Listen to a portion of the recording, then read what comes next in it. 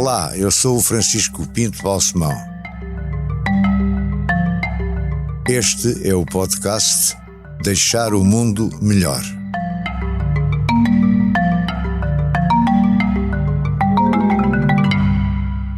Muito obrigado, Isabel Joné, por estar aqui a conversar comigo neste podcast, cujo leitmotiv, como sabe, é deixar o mundo um pouco melhor. É um gosto e uma grande responsabilidade, porque conversar com uma pessoa que certamente deixou o mundo melhor faz com que nos sintamos muito honrados com este desafio, que é mais do que um convite. Deixou aí, na espera de deixar.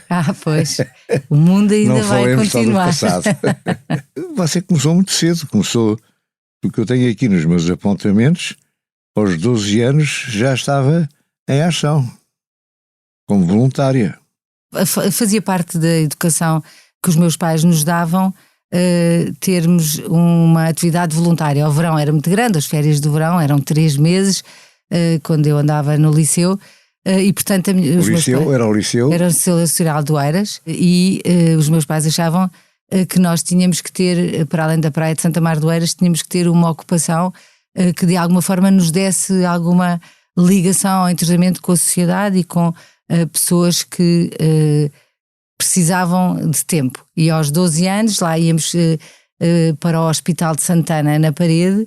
Fazer o quê? Entreter os bebés que estavam à espera de ser operados ou que tinham sido operados a doenças de ossos, como luxações da anca, etc. Nessa altura, as mães não podiam estar com os bebés nos hospitais. No entanto, os voluntários podiam entrar e nós éramos um grupo de 3 amigas e todas as terças e quintas, durante 3 anos, rumámos durante os verões Quanto tempo caminho. Por dia ou por semana? Era toda a manhã, íamos toda a manhã. Todas as manhãs?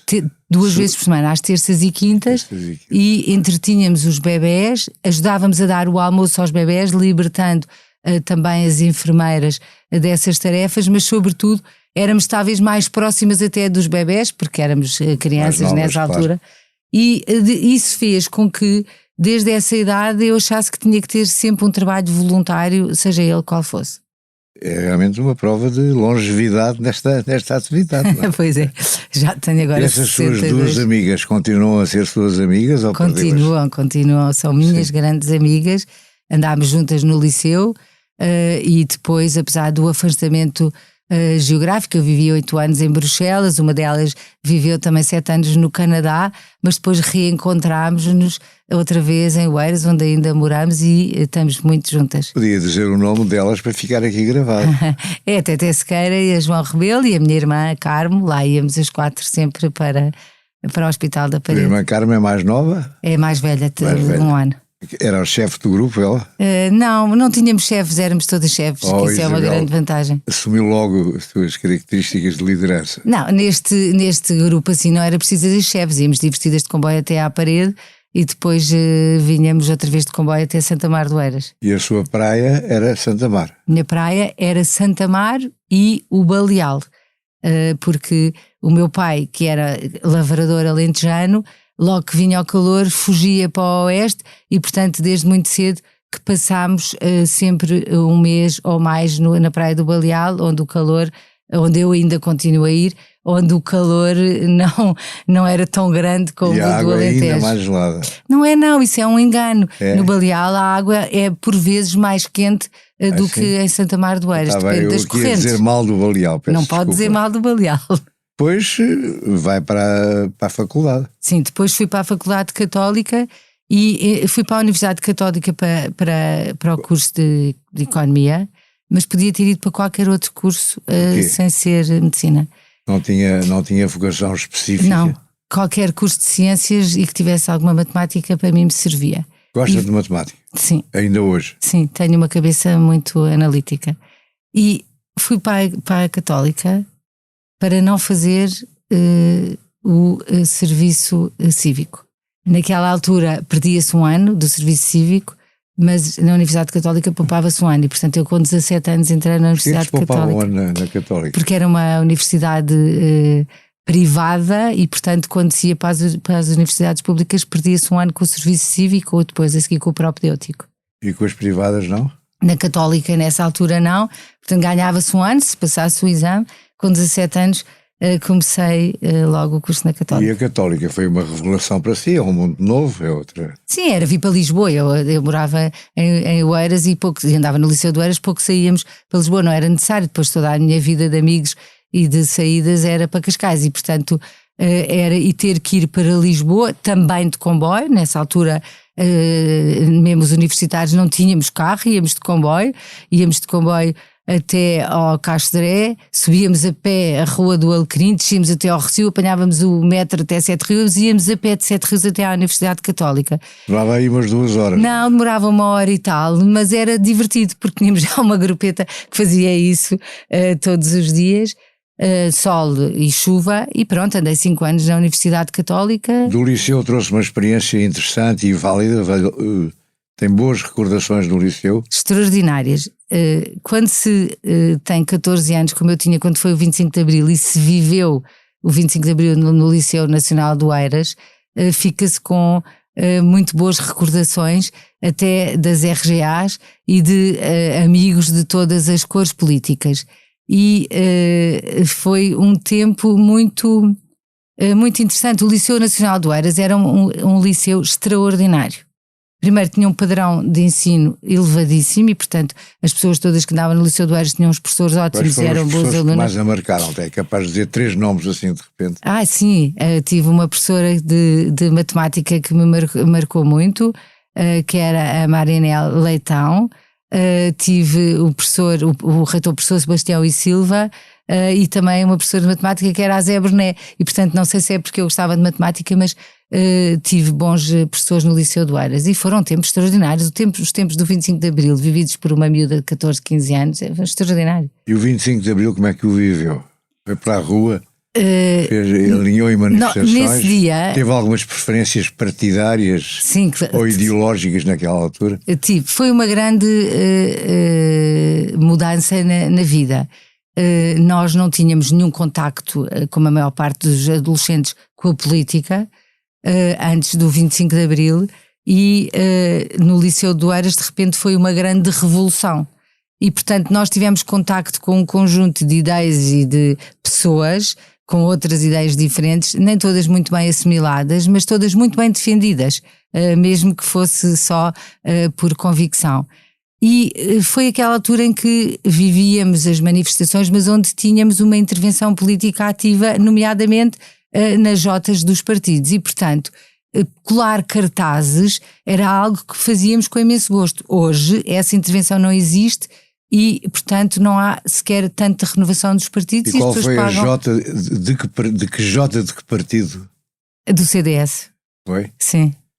Mas não havia, quer dizer, o CDS e o PSD ali em Oeiras eram bastante juntos e, portanto, não havia grande separação. Também lhe digo que nós tínhamos grandes amigos do MRPP e, portanto, ali no Liceu de Oeiras tudo isto era muito vivido com grande cordialidade, mas com muita energia. E depois na Católica é outra experiência completamente diferente. Sim, era um mundo completamente diferente. A Católica era muito rigoroso, tínhamos que estudar muito, mas foram também tempos muito bons, porque a Católica era uma escola onde se encontravam pessoas diferentes. Eu tive na minha turma pessoas que ainda hoje, fazemos este ano 40 anos de curso, que ainda marcam muito. Casei com um colega de turma e tínhamos pessoas que depois vieram a assumir responsabilidades, seja na política, seja nas empresas. Por exemplo. Vítor Gaspar, o Joaquim Cabasso, o Pedro Ás de Almeida, o Zé Peçanha, várias pessoas que depois tiveram lugares importantes, seja no Banco de Portugal. Eu era do curso de Economia e, portanto, sendo do curso de Economia, as pessoas iam bastante para o Banco de Portugal e para gabinetes de mais estudos, mais até do curso de Gestão. E essa permanência, esse tempo da universidade, da faculdade da Católica, deu-lhe alguma... o seu talento e a sua vocação de criar, de apoio aos mais necessitados, de tudo aquilo em que mais tarde iria ser o Banco Alimentar, etc. E aí houve algum prenúncio disso? Eu posso lhe dizer que eu só fui para a economia porque não gostava de contabilidade. Sim. Porque eu realmente de economia não sei nada, sei gestão. E o que eu sei fazer é gerir. E só não fui para gestão por causa da contabilidade. Mas na Católica aquilo mais que eu aprendi foi se calhar a ter uma maior dimensão do mundo e a ver diferente. Eu acho que é para isso que servem os cursos superiores e este novo método de ensino ajuda muito a abrir o olhar. Eu tenho Houve professores que a marcaram? Sim, com certeza. O António Cabral, com certeza, que era professor de estatística, e tive também o professor de matemática, o assistente de matemática, que era o Cabrinha, que gostava muito, mas o Bigode Chorão também gostei. Vários professores que nos obrigavam a olhar para o mundo de uma maneira diferente. Por exemplo, o Jorge Braga de Macedo.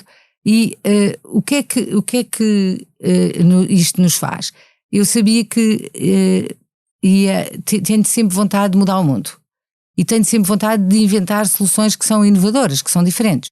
E se calhar o curso da Católica o que me ajudou foi a perceber que se tivermos modelos de gestão também aplicados a setores onde habitualmente eles não são usados, que podemos fazer alguma coisa mais estruturante e diferente.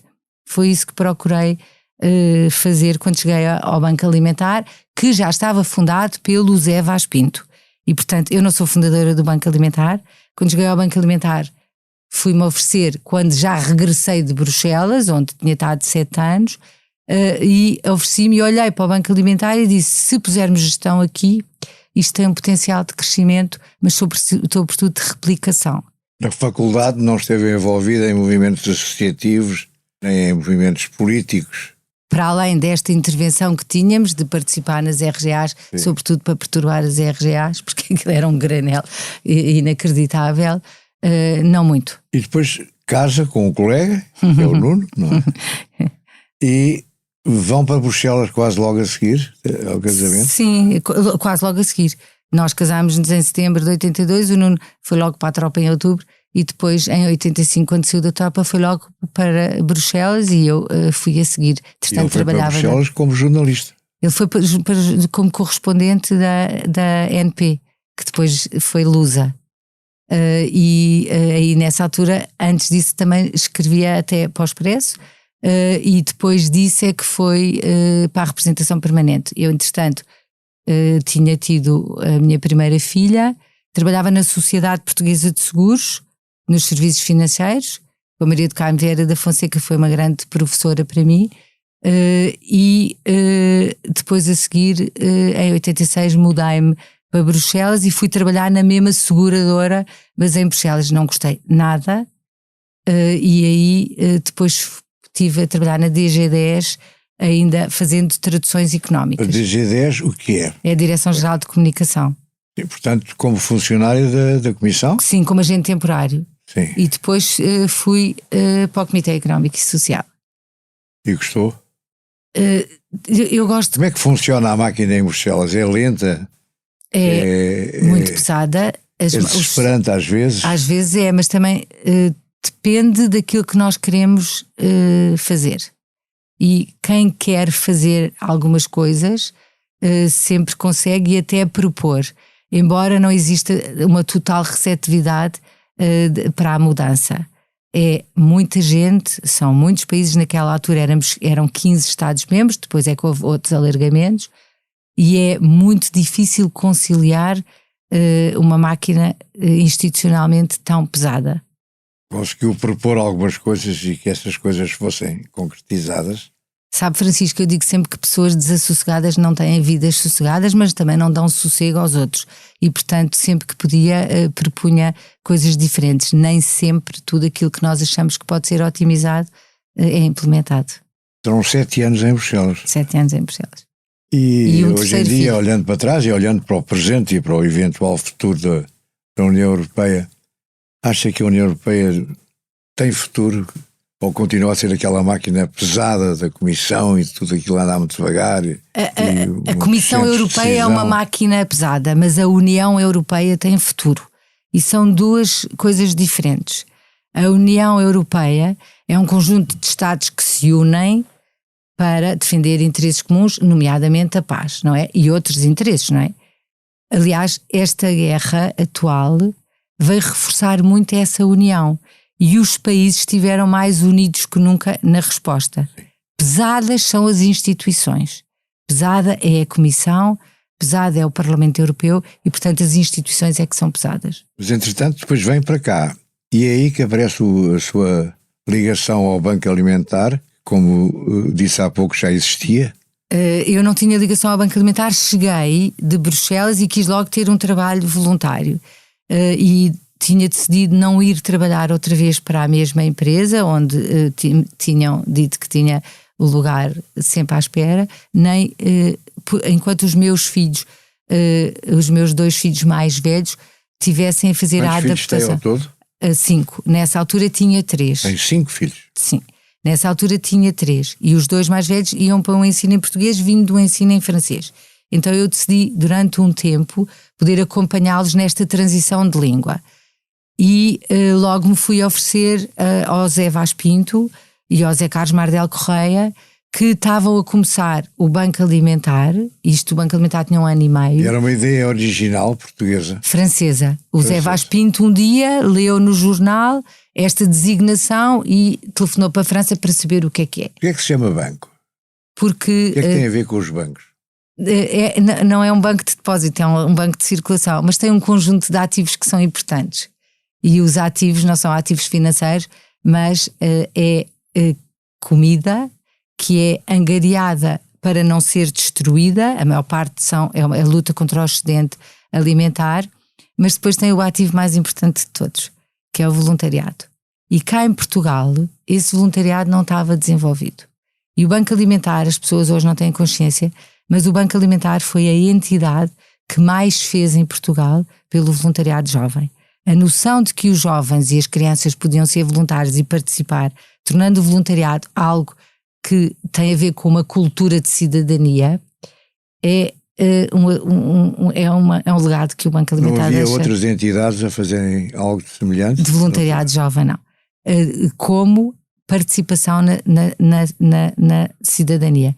Tínhamos muitas entidades que juntam jovens, como os escoteiros, as guias, etc., mas que promovessem uma participação ativa em benefício de pessoas carenciadas. O Banco Alimentar é o precursor e é o grande incentivador disso em Portugal. Isso é um legado importante. E quando e como é que chega à liderança do Banco Alimentar? Olha, eu entrei para o Banco Alimentar e um mês depois o Zé Vaz Pinto convidou-me para a direção. E eu não queria muito, porque eu só queria dar 4 horas à tarde, mas...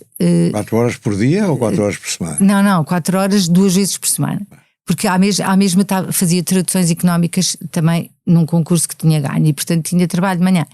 Mas a verdade é que eu apaixonei-me pelo potencial que aquele projeto do Banco Alimentar podia ter se fosse desenvolvido com o modelo económico. Qual é a diferença para melhor? Hoje... Sim, hoje e já nessa altura. Como é que não havia modelo de gestão. Não havia modelo de gestão. Estamos a falar há 29 anos onde praticamente não havia informática nas empresas. E a distribuição dos alimentos às instituições era feita com uma máquina de calcular com rolo. E foi todo um processo com muitos voluntários, incluindo até com o Fernando Alves Martins, que era da IBM, que nos ajudou a profissionalizar com informática. Foi todo um processo que permitiu replicar a ideia noutros pontos do país. E quase logo a seguir, em 95... Quais pontos do país? Hoje são 21. Há 21 bancos alimentares. Foi Porto, Coimbra, Évora, Abrantes, e íamos abrindo Aveiro, íamos abrindo bancos alimentares à medida que havia grupos de boas vontades que queriam respeitar um modelo. Era uma espécie de franchising. Mas as pessoas apareciam, vocês não as conheciam, porque confiavam nelas? Para abrir e não havia vários interessados e era preciso escolher alguém, selecionar, digamos? Era, e fazíamos isso. Em primeiro lugar, que fazemos ainda hoje, tínhamos que ter a certeza que era gente bem intencionada e que queria seguir aquele modelo. E não querendo, não podia abrir o banco. Como é que tem a certeza que o senhor A ou a senhora B são bem intencionados? Porque tínhamos várias reuniões com isso, mas também porque havia uma coisa que é fundamental, que é a confiança. Nós acreditávamos que aquelas pessoas se vinham ter connosco é porque confiavam naquele projeto e queriam seguir o mesmo modelo. Ajudávamos, como ajudamos ainda hoje em dia quando querem abrir bancos, nos primeiros tempos. E, no fundo, temos uma cartilha, é uma cartilha que tem que ser seguida. E a base de tudo entre os bancos alimentares que existem em Portugal é a confiança. Mas os bancos alimentares hoje, as pessoas não têm noção, mas contribuem para alimentar 4% da população portuguesa. 4%? 4%. Portanto, há uma parte da população portuguesa que continua a passar fome. Há uma parte da população portuguesa que tem graves carências alimentares. Qual é a percentagem? É muito elevada. Quando pensamos que há 1 milhão de pessoas que vivem com menos de 250 euros e 2 milhões de pessoas que vivem com menos de 450 euros, percebemos que estas pessoas têm que ser ajudadas com comida, com apoio em remédios e muitas vezes até com companhia. Então, a rede social de apoio cá em Portugal, que é extraordinária, precisava de ser reforçada. E o Banco Alimentar a experiência do Banco Alimentar permitiu-nos conceber um conjunto de outras respostas que têm vindo a apoiar essa rede sempre com uma base de confiança. Mas a vossa preocupação, ou o vosso objetivo inicial é comida, é alimentar. O objetivo do Banco Alimentar é exclusivamente alimentar. Os bancos alimentares contra a fome são 21 congregados na Federação Portuguesa dos Bancos Alimentares, apenas distribuem alimentos. Mas aquilo que fizeram foi alimentar outras ideias. E do Banco Alimentar nasceram outras iniciativas, sempre para apoiar a rede de apoio social em Portugal. Mas essas outras iniciativas são independentes, não estão dependentes da vossa São completamente orientação. Independentes. São, por exemplo, a entreajuda é autónomo juridicamente e independente financeiramente. E, portanto, no fundo, complementa o apoio alimentar. A entreajuda, o Banco de Bens Doados, um conjunto de... A entreajuda agora é o seu grande projeto. Sim, mas é agora que tem 18 anos. Mas é um agora que já tem 18 anos. Sim, mas como é que a entreajuda, por exemplo, se liga com o Banco Alimentar? São duas... A entreajuda leva gestão e organização às instituições, mas também leva voluntariado qualificado.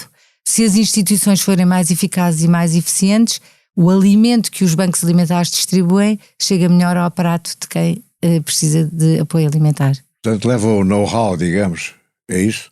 Leva know-how e leva voluntariado qualificado. Hoje em dia há muitas empresas que querem desenvolver programas de voluntariado empresarial e querem colocar ao dispor querem colocar ao dispor das instituições os seus voluntários que têm competências. E há muitos jovens que querem participar ativamente e, portanto, fazem pressão até nas empresas para poder ter essa participação. E agora diga-me outra coisa. Há uma rede europeia de bancos alimentares e a Isabel já presidiu essa Federação Europeia, chama-se Federação Europeia dos Bancos Alimentares. Sim, eu fiz parte do Conselho de Administração da Federação Europeia dos Bancos Alimentares durante 15 anos. Mas não chegou a presidir? Sim, durante 5 anos. Não seja modesta. Não, mas quer dizer, isto, a Federação Europeia dos Bancos Alimentares congrega todos os bancos alimentares que há na Europa e está ligada com a Global Food Banking Network. E o que fazemos é ajudar a abrir bancos sempre replicando o mesmo modelo. Eu queria lhe dizer que o modelo que há de gestão nos bancos alimentares europeus é o modelo que foi traçado aqui em Portugal. E nós hoje temos vários bancos alimentares em vários países que usam o modelo de gestão do Banco Alimentar de Lisboa, aquele que foi aqui concebido. Portanto, somos ou são precursores. Sim, em partilhar, sim, muitos. Por exemplo, os bancos alimentares que há agora na Ucrânia, que há na Polónia, na Grécia, foram todos abertos quando eu era presidente da Federação Europeia, sempre com este mesmo modelo. Também já ajudámos a abrir banco alimentar em Angola, Cabo Verde e tentámos em Moçambique, embora aí o modelo não possa ser igual porque não há excedentes de produção. E, portanto, o modelo teve que ser um pouco adaptado à realidade desses países. Gosta de política? Pela maneira como estava a falar agora, parecia uma política. Eu gosto imenso de política naquilo que ela tem de mais nobre. Ou seja? O serviço público. Ou seja, servir precisamente aquilo que é aquilo que deve ser entendido. Mas também gostava de uma política que pensasse a um pouco mais do que uma legislatura. E acho que hoje em dia nós não somos, os políticos que temos pensam a muito curto prazo, que é o seu prazo. E isso faz com que andemos sempre para trás e para a frente. Mas já pensou, já foi contactada provavelmente até por partidos políticos para ser deputada, por exemplo, ou para ir para um governo, já teve convites desse género? Tive convites, mas nunca aceitei. Porque disse eu acho logo que não à cabeça ou disse que ia pensar? Não, disse sempre que não. Cada um de nós tem aquilo que acha que é a sua missão e a sua vocação. E eu realizo muito e acho que faço muito serviço público nos lugares onde estou e provavelmente não faria tão bem se fosse para um cargo de deputada. No entanto, digo-lhe que acho que a política é o maior dos serviços públicos quando... E para uma Câmara Municipal, por exemplo? Eu não já aceitei, foi também sim, mas não aceitei nunca qualquer sondada, tipo de convite. Eu sou muito independente, e apesar de tudo... E gosta de mandar? Não, eu gosto de orientar, que é diferente. Eu gosto não é de orientar. Eu não sou nada mandona. Eu gosto de orientar e gosto de ouvir as pessoas que trabalham comigo, embora tenha ideias bem definidas muitas vezes em relação a algumas coisas. Todo este drama da Ucrânia fez-nos a todos pensar, e assim com certeza ainda mais em profundidade e com conhecimento das realidades, das atrocidades, da fome, das dificuldades grandes que os ucranianos estão a passar. Tem acompanhado isso? Sim, e tenho até tentado ajudar. Como?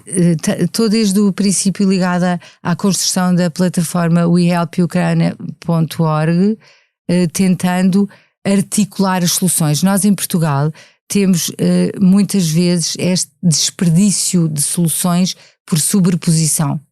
Então, nós não vamos mandar para a Ucrânia nada porque estamos em contacto com o Banco Alimentar de Kiev, com os bancos alimentares da Polónia, da Hungria e da Roménia, e estamos a ajudá-los naquilo que eles precisam de ajuda. E não é alimentos dispersos, nem é roupa em sacos de plástico ou em caixas não identificadas. Por exemplo, todos os medicamentos que forem de cá, se são escritos em português, eles não podem usar, porque não percebem o que está nas caixas. Então, aquilo que estamos a ajudar empresas portuguesas a levar é os alimentos para um destino seguro, entregue a uma entidade segura, que é o Banco Alimentar de Kiev ou um Banco Alimentar na Polónia na fronteira, que os levam realmente a quem deles precisa. Poder estar a participar nesta plataforma wehelpukraine.org é extraordinário porque permite colocar a tecnologia articulando, por um lado, as necessidades das pessoas que as têm em vários aspectos, mas por outro lado, as boas vontades das pessoas, das empresas, das entidades e todas as respostas para que não haja duplicações. Isso também é a partir do princípio que o Banco Alimentar de Kiev funciona bem, que não está garantido, não é? O Banco Alimentar de Kiev... O facto de vocês aqui funcionarem bem não quer dizer que todos os bancos alimentares no mundo funcionem bem. Tem razão, mas este Banco Alimentar, o que é que ele já tem?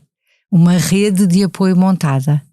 E é agora chamada a ter um papel que muitas instituições humanitárias que vão de fora ainda não conseguiam. E, portanto, este Banco Alimentar de Kiev, que tinha até uma estrutura muito débil, hoje está em articulação com grandes instituições, como a Cruz Vermelha Internacional ou outros, e em conjunto, de forma articulada, estão a ajudar estas pessoas. É essa articulação que procuramos fazer, para que não haja sobreposições, porque senão ajudamos menos quem precisa.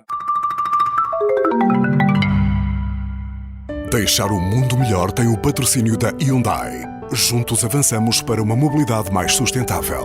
Porque o que move a Hyundai hoje é garantir um mundo melhor às gerações de amanhã. Hyundai. Mudamos o futuro. Já pensou em ir à Ucrânia? Não. Dar-lhes uma ajuda? Eles não precisam de mim lá agora. Precisarão eventualmente muito mais de nós cá, porque vão ser muitos refugiados que vêm e vão ser muitas as mulheres que vêm com crianças muito fragilizadas, e como é tristes. Que vão contribuir para organizar a recepção a essa gente? Através desta plataforma, mas também apoiando todas as instituições que no terreno vão levar, seja comida, seja ajudar a montar casas e, sobretudo, tentar que as crianças sejam rapidamente acolhidas nas creches, infantários, etc., para que as mulheres possam ir trabalhar. Os refugiados que estão agora a chegar não vêm por pouco tempo. Não se pense que eles vêm por um mês ou dois. Eles vêm por um longo tempo. E estes refugiados têm que ser por nós acolhidos e têm que ser acolhidos e inseridos no mercado de trabalho. Até porque são bons trabalhadores, mas por isso, porque são muitas mulheres com filhos, temos que também ajudar os filhos a frequentarem a escola. E esta integração plena é que vai permitir que estas mulheres possam reconstruir a vida e, em muitos casos, se calhar, poder, o fim da guerra, que esperemos que seja rápido, ou voltar à Ucrânia ou trazer os maridos para cá. E vai contribuir para deixar melhor este mundo tão negativo e tão aflitivo em que nos encontramos. Esperamos que sim, com este solavanco que todos levamos, que tenhamos vontade de, sobretudo, dar o valor real àquilo que não é nunca adquirido. E a paz que tínhamos como adquirido, viu-se que não é. Muito obrigado. Obrigado pelo convite, Francisco. Gostei muito.